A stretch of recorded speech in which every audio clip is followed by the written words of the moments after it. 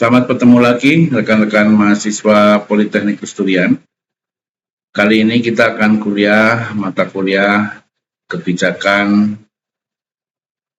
fiskal dan moneter. Dengan topik pembicaraan kali ini adalah neraca perdagangan. Baik, mari kita mulai kuliah kita pada kesempatan ini. Pendahuluan. Neraca pembayaran menjadi hal penting dalam transaksi ekspor dan impor. Pencatatan semua transaksi ekonomi dengan neraca pembayaran perlu dilakukan supaya memudahkan suatu negara dalam menganalisis barang atau jasa dalam negeri yang disukai oleh negara lain, sehingga bisa menambah pemasukan negara.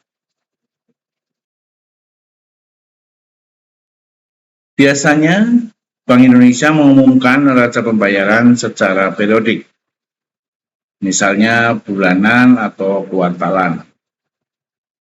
Terbaru, Bank Sentral melaporkan neraca pembayaran Indonesia defisit sebanyak 1,8 miliar US dollar pada kuartal pertama tahun 2022.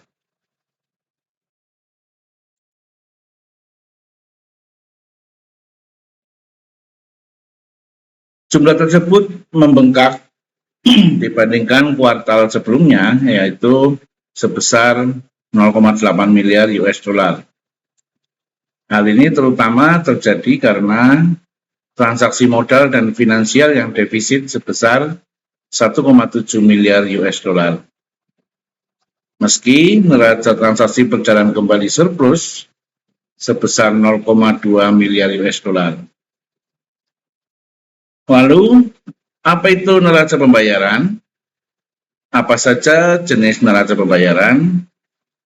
Apa fungsi, manfaat, dan tujuan negara untuk pembayaran? Bagaimana cara menghitung neraca pembayaran? Mari kita kupas satu persatu pada pembahasan-pembahasan berikut ini.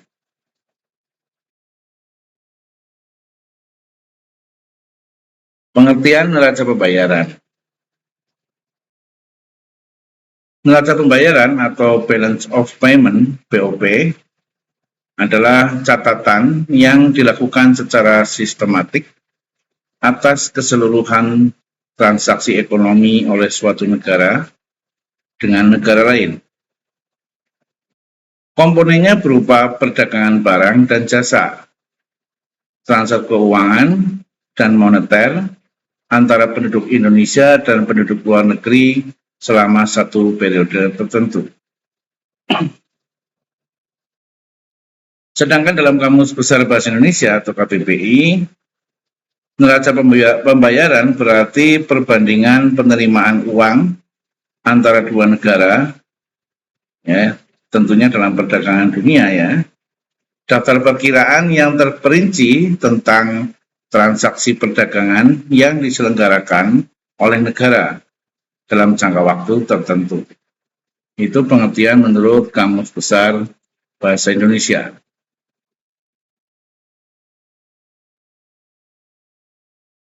Sekarang pengertian neraca pembayaran sesuai BOP manual edisi 5 tahun 1993. Pengertian neraca pembayaran dijabarkan dalam Balance of Payment atau BOP manual edisi kelima tahun 1993 yang diterbitkan oleh International Monetary Fund atau IMF.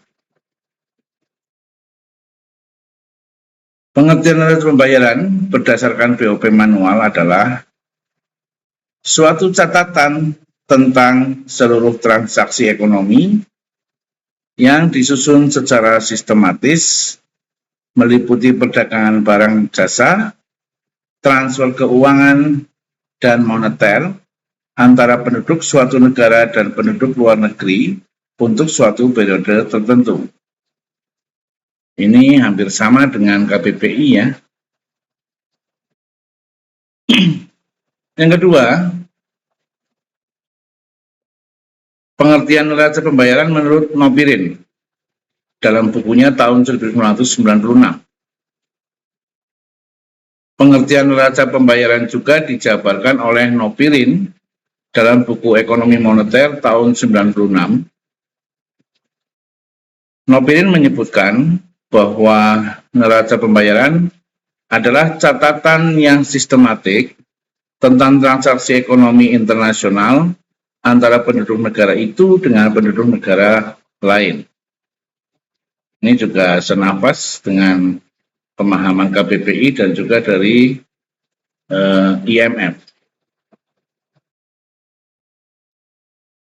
Setelah kita tadi membahas tentang pengertiannya, sekarang kita akan masuk kepada fungsi neraca pembayaran. Kondisi masuk dan keluarnya dana yang terjadi pada neraca pembayaran dapat menandakan bahwa neraca pembayaran berfungsi dengan baik. Penting bagi suatu negara untuk memperhatikan transaksi ekonomi agar berjalan dengan semestinya, bahkan diusahakan untuk berjalan ke arah yang menguntungkan. Jadi, neraca pembayaran memiliki beberapa fungsi antara lain. Yang pertama, sebagai bahan pemerintah dalam mengambil keputusan di bidang perdagangan internasional.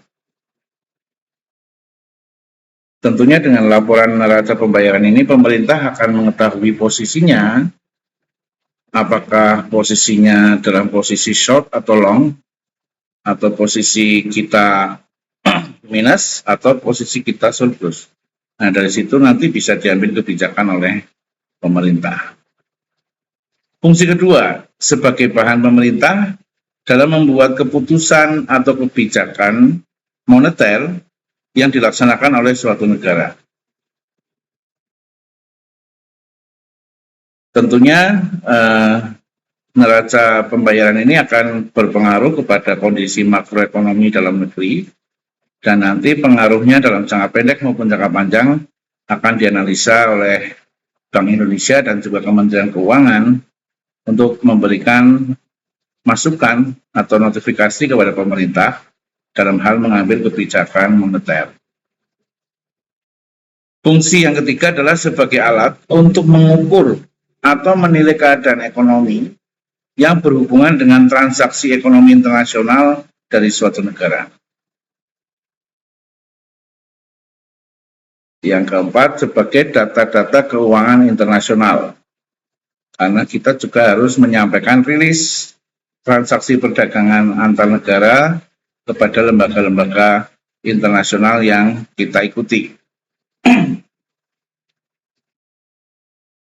Kemudian yang kelima adalah sebagai alat pendataan transaksi ekonomi supaya pemerintah suatu negara ketika melakukan kegiatan ekspor dan impor tidak mengalami kerugian dan bisa melakukan penyelesaian pembayaran tepat waktu. Artinya dengan mengetahui posisi neraca pembayaran, maka pemerintah suatu negara bisa mengatur cash flow atau aliran kas yang dia miliki agar supaya tidak terjadi fault pembayaran atau tidak bisa membayar. Fungsi berikutnya adalah sebagai alat untuk mencatat anggaran yang akan dikeluarkan dalam transaksi internasional. Tentunya neraca pembayaran ini juga pasti menjadi salah satu faktor yang diperhitungkan pada saat negara menyusun APBN atau anggaran pembelanjaan pendapatan dan belanja negara. Itu tadi fungsi-fungsinya. Sekarang kita melihat berikutnya adalah mengenai komponen neraca pembayaran. Jadi dalam neraca pembayaran itu tentunya juga ada komponen-komponen yang mempengaruhi di dalamnya ataupun komponen-komponen yang berpengaruh. Ya. Berdasarkan informasi yang disampaikan oleh Biro Analisa Anggaran dan Pelaksanaan APBN DPR RI, setidaknya ada 3 komponen yang dicatat pada neraca pembayaran. Ketiga komponen neraca pembayaran adalah transaksi berjalan, transaksi modal, dan transaksi finansial. Baik, kita kupas satu persatu. Yang pertama adalah transaksi berjalan. Komponen neraca pembayaran yang termasuk dalam transaksi berjalan atau current account antara lain neraca perdagangan berupa ekspor dan impor. Ya, jadi ada namanya lembaga ekspor dan lembaga impor di Kementerian Keuangan dan Perdagangan. Itu pasti akan mencatat setiap transaksi ekspor dan transaksi impor yang dilakukan dalam satu periode. Berikutnya adalah pendapatan primer seperti investasi dari luar negeri atau kompensasi tenaga kerja.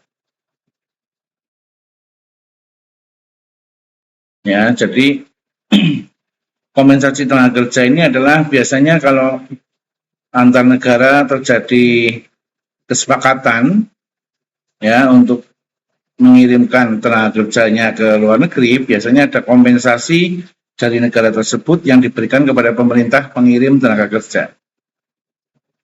Nah, kompensasi itu masuk sebagai pendapatan primer. Berikutnya adalah neraca jasa, seperti pariwisata atau pengiriman tenaga kerja Indonesia, atau TKI. Ya, sektor pariwisata tentu saja akan mendatangkan devisa berupa uang masuk dari luar, khususnya ini adalah pariwisata internasional. Dan istilah TKI itu sekarang sudah tidak digunakan, sekarang menggunakan istilah PMI, Pekerja Migran Indonesia. Berikutnya adalah pendapatan sekunder seperti transfer penghasilan dari pekerja migran Indonesia ke dalam negeri. Ya. Jadi kalau ada para pekerja migran yang mengirimkan uangnya dari luar negeri kepada keluarganya di dalam negeri, maka itu juga salah satu sebagai pendapatan sekunder. Yang kedua, kita melihat komponennya adalah transaksi modal. Kalau yang pertama tadi transaksi berjalan, yang kedua ini adalah transaksi modal. Transaksi modal atau capital account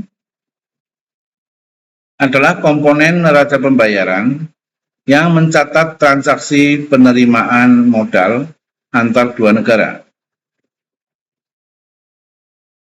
Transaksi ini biasanya dicatat lewat pembelian atau penjualan aset-aset negara terhadap negara lain. Ini yang nilainya paling gede biasanya pembelian alat-alat militer ya, itu biasanya nilainya cukup besar. Ini adalah termasuk transaksi modal.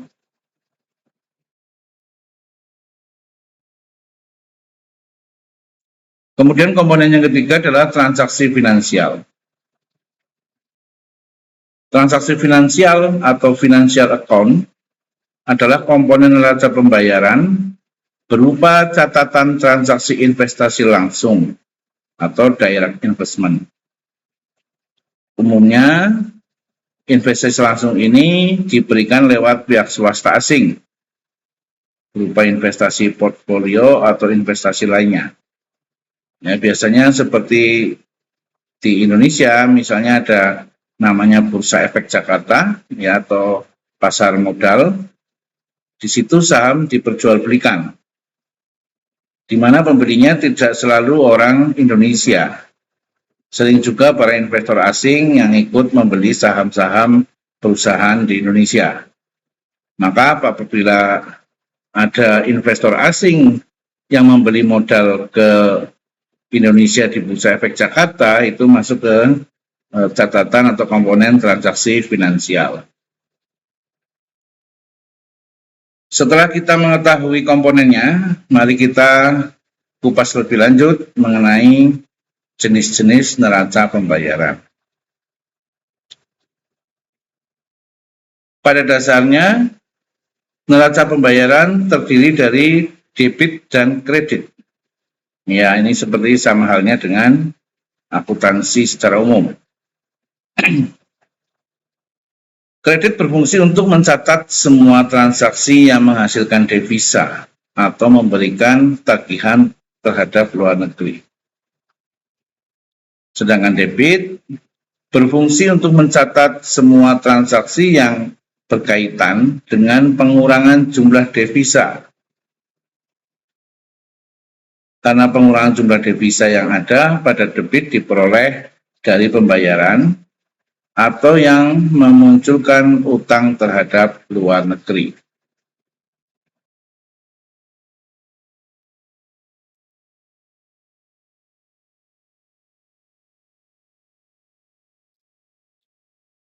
Neraca pembayaran terbagi menjadi 3 jenis, yakni neraca pembayaran defisit, neraca pembayaran surplus, dan neraca pembayaran seimbang. Mari kita ulas satu persatu. Yang pertama adalah neraca pembayaran defisit. Neraca pembayaran defisit adalah neraca yang menandakan bahwa nilai impor lebih besar daripada nilai ekspor. Jika suatu negara terus-menerus defisit, sektor keuangan berjalan lambat, sehingga pertumbuhan ekonomi sulit untuk berkembang. Ya, jadi neraca pembayaran defisit adalah uang keluar kita untuk membayar impor ini lebih besar daripada uang rupiah kita yang dihasilkan dari ekspor. Ya, jadi artinya yang keluar lebih banyak daripada yang masuk. Ini disebut sebagai neraca pembayaran defisit.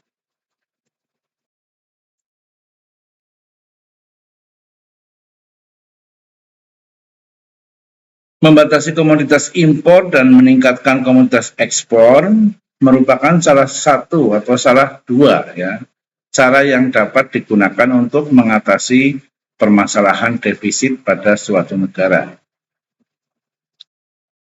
Di samping membatasi komoditas impor, pemerintah perlu memperluas pasar ekspor sehingga komoditas ekspor meningkat. Namun, untuk meningkatkan komoditas ekspor bukan hal yang mudah karena masih bergantung dari banyaknya produksi dalam negeri sekaligus melihat permintaan luar negeri. Permintaan dari negeri lain dipengaruhi oleh kualitas barang, tingkat harga, dan nilai kurs yang berlaku. Ini memang bukan hal yang gampang ya meningkatkan ekspor, karena persaingan di perdagangan internasional juga sudah luar biasa. Apalagi kita misalnya bersaing dengan negara-negara industri besar seperti Cina dan sebagainya yang sudah bisa menekan biaya produksi sedemikian rupa sehingga barang-barang ekspornya nilainya atau harganya pasti lebih murah.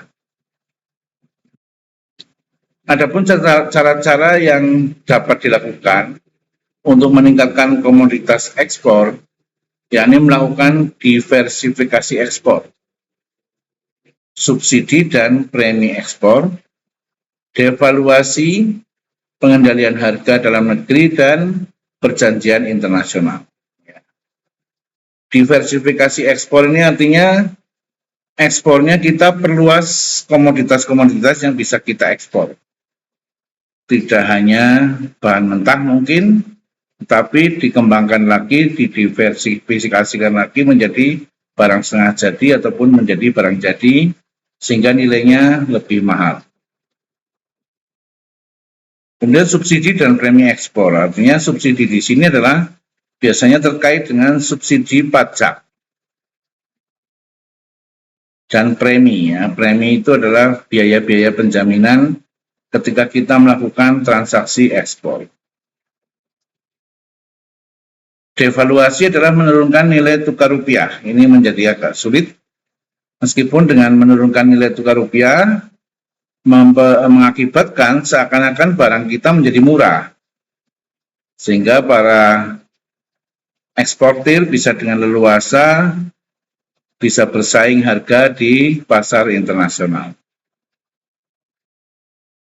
Kemudian pengendalian harga dalam negeri ini juga multipelnya cukup luas sehingga tidak semudah itu. Dan misalnya perjanjian internasional ini adalah biasanya perjanjian bilateral antara dua negara. Dalam perjanjian bilateral itu nanti ada kesepakatan khusus mengenai tarif ekspor, tarif impor, pengenaan biaya masuk, dan sebagainya. Yang kedua dari jenis neraca pembayaran adalah neraca pembayaran surplus. Neraca pembayaran surplus adalah neraca yang menandakan bahwa transaksi debit atau jumlah yang harus dibayarkan ke luar negeri lebih kecil daripada penerimaan dari luar negeri atau transaksi kredit. Artinya, uang masuk lebih banyak daripada uang yang kita keluarkan untuk impor.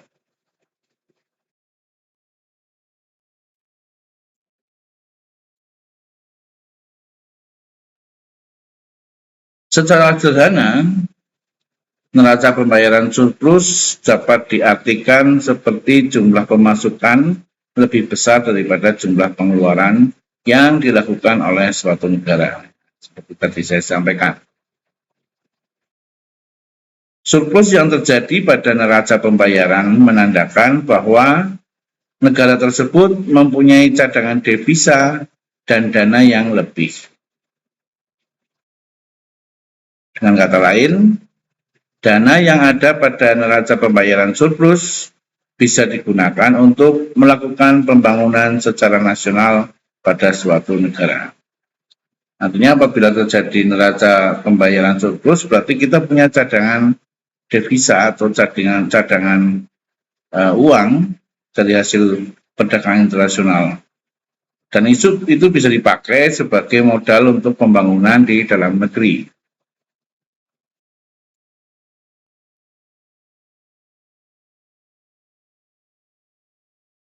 Kemudian jenis neraca pembayaran yang ketiga adalah jenis neraca pembayaran seimbang. Neraca pembayaran seimbang adalah neraca yang menunjukkan bahwa transaksi pembayaran ke luar negeri atau transaksi debit jumlahnya sama dengan penerimaan dari luar negeri atau transaksi kredit. Jika suatu negara ingin meningkatkan pendapatan atau surplus, maka perlu menurunkan nilai impor, sekaligus menaikkan atau menambahkan nilai ekspor. Secara teori ini mungkin kelihatan sederhana dan mudah, tapi dalam kenyataannya ini menjadi cukup sulit karena banyak sekali syarat dan ketentuan yang harus kita tempuh untuk bisa mengubah volume perdagangan baik ekspor maupun impor. Selanjutnya kita akan masuk kepada pembahasan mengenai tujuan penyusunan neraca pembayaran. Ya, neraca pembayaran disusun dengan tujuan yang pertama, mengetahui peranan sektor eksternal dalam perekonomian. Ya, di sini nanti akan bisa diketahui dalam neraca pembayaran itu seberapa besar yang dilakukan oleh pemerintah dan seberapa besar yang dilakukan oleh sektor swasta. Tujuan yang kedua adalah mengetahui aliran sumber daya dengan negara lain. Jadi biasanya pemerintah akan merilis setiap tahun kondisi keuangan atau kondisi neraca pembayaran antar negara. Misalnya tahun 2023, Indonesia terhadap Jepang itu surplus atau minus, defisit atau justru seimbang. Nah, di situ nanti bisa sebagai dasar kebijakan luar negeri. Yang ketiga adalah mengetahui struktur ekonomi dan perdagangan. Ya, di situ kita nanti bisa melihat dari catatan neraca pembayaran, struktur ekonominya seperti apa, sektor-sektor ekonomi apa saja yang paling berperan atau paling dominan terhadap neraca pembayaran. Di situ kita bisa nanti pemerintah akan mengambil kebijakan dalam hal untuk meningkatkan neraca pembayaran. Tujuan berikutnya adalah mengetahui permasalahan utang luar negeri. Dari data neraca pembayaran juga bisa diketahui sebetulnya berapa besar utang luar negeri negara kita terhadap negara lain. Dan komposisinya itu siapa saja yang berhutang, karena bisa utang luar negeri pemerintah ataupun utang luar negeri swasta. Tujuan berikutnya adalah untuk mengetahui perubahan posisi cadangan devisa dan potensi tekanan terhadap nilai tukar. Dari catatan neraca pembayaran yang kita miliki, kita akan bisa melihat pergerakan cadangan devisa yang kita miliki dari waktu ke waktu.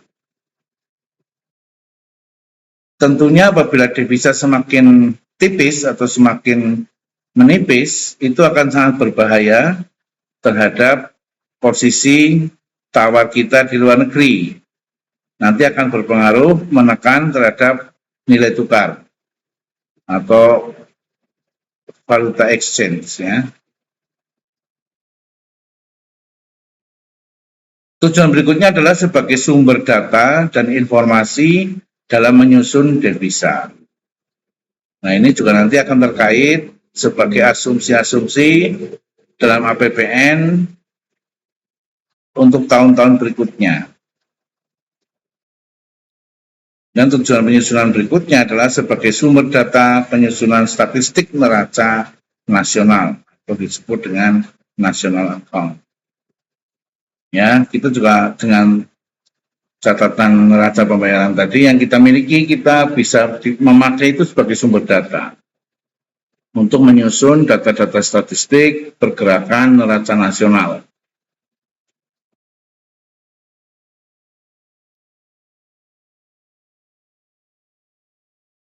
Nah, sekarang kita akan menyampaikan tentang contoh neraca pembayaran.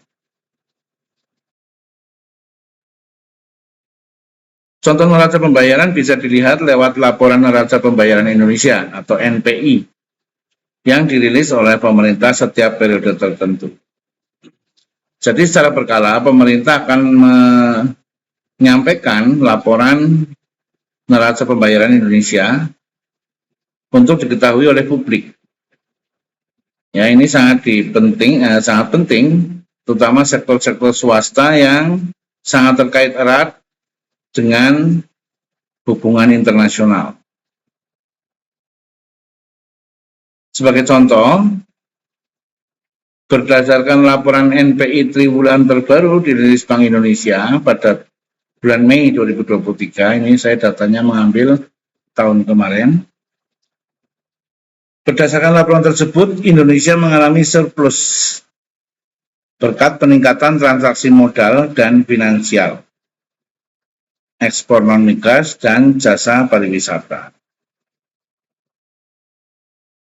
Contoh lain yang bisa menggambarkan transaksi yang bisa dicatat di neraca pembayaran adalah sebagai berikut.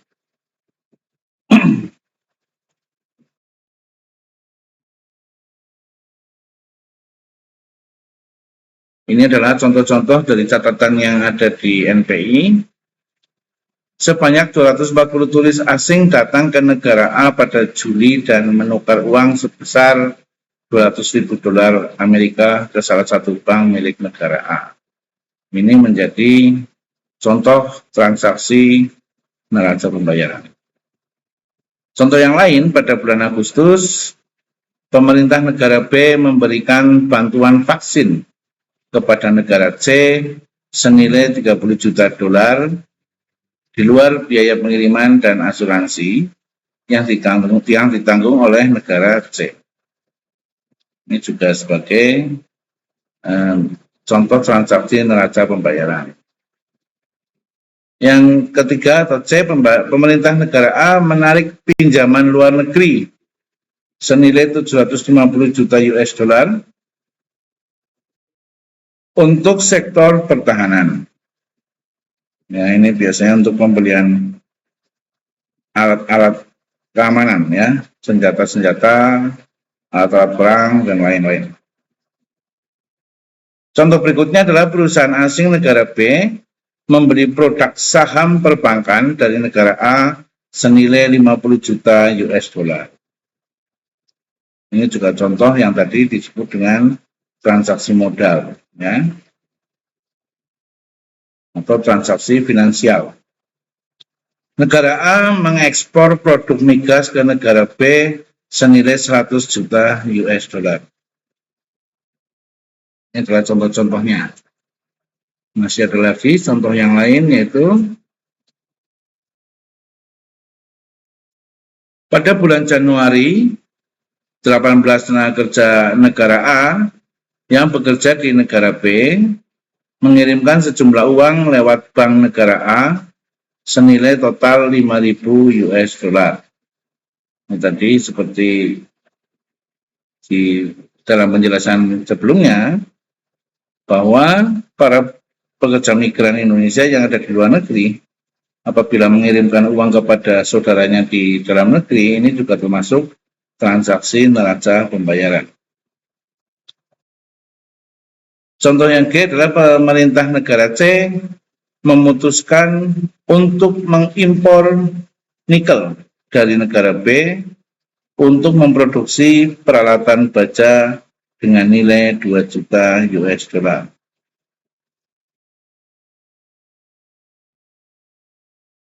Contoh berikutnya adalah perusahaan milik negara C mengekspor kedelai ke negara A senilai 30 juta dolar US dolar Amerika. Biaya tersebut dibayarkan melalui Bank Nasional negara C di luar biaya pengiriman dan asuransi. Contoh berikutnya adalah pada bulan September, pemerintah negara B membeli surat berharga pemerintah negara A senilai 100 juta US dollar. Itu adalah contoh-contoh transaksi neraca pembayaran, ya, yang nanti akan dikelompok-kelompokkan terhadap jenis-jenis transaksinya. Nah, sekarang bagaimana cara menghitung neraca pembayaran? Penghitungan neraca pembayaran dapat diformulasikan sebagai berikut. BOP atau neraca pembayaran sama dengan X minus M ditambah dengan CI minus CO ditambah dengan FP, di mana BOP adalah neraca pembayaran, X minus M adalah neraca transaksi berjalan atau current transaction, yang merupakan selisih antara ekspor dan juga impor barang dan jasa.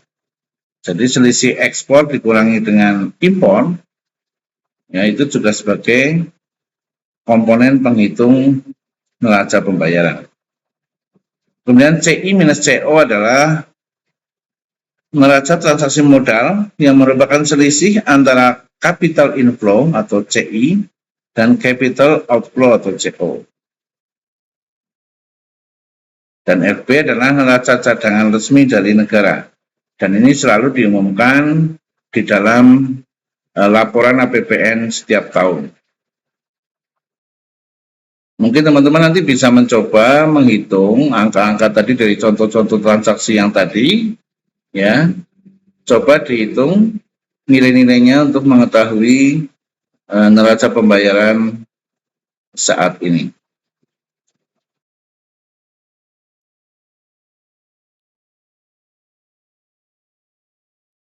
Saya kira itu yang bisa saya sampaikan untuk kuliah kita kali ini mengenai neraca pembayaran. Silakan di-subscribe yang belum subscribe channel ini. Kemudian like dan share kepada orang lain, siapa tahu bermanfaat apa yang kita bahas kali ini. Kemudian khusus untuk mahasiswa politeknik, silahkan berkomentar pada kolom komentar di channel ini sebagai bukti kehadiran kuliah. Saya kira demikian, terima kasih atas perhatiannya. Kita bertemu lagi pada kuliah-kuliah berikutnya.